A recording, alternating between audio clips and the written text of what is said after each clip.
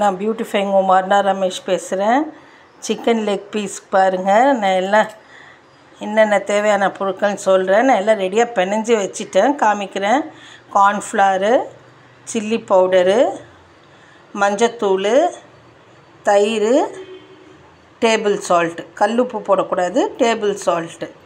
இதை பாருங்கள். இந்த லெக் பீஸை நல்லா கொஞ்சம் வினிகர் விட்டு நல்லா வாஷ் பண்ணிவிட்டு, அப்புறம் இந்த நான் சொன்ன பொருட்கள் எல்லாத்தையும் சேர்த்து நல்லா கலந்து பிணைஞ்சி ஒரு 3 to 4 hours ஃப்ரிட்ஜில் ஊற வச்சிடுங்க. அது ஊறினா தான் இந்த மசாலாவும் சிக்கனில் இறங்கும். சிக்கனும் எண்ணெயில் பொரிக்கும் போது நல்லா சாஃப்டாக நல்லா வெந்துடும், சீக்கிரமாக வேகும். அதுக்கு தான் தயிர் யூஸ் பண்ணுறது, நல்லாயிருக்கும். கிறிஸ்ப்னஸ்க்கு கார்ன்ஃப்ளவர் போட்டுக்கிறோம். இது சில பேர் கடலை மாவு போடுவாங்க, கடலை மாவும் போடலாம். ஆனால் நான் கார்ன்ஃப்ளவர் தான் போடுவேன்.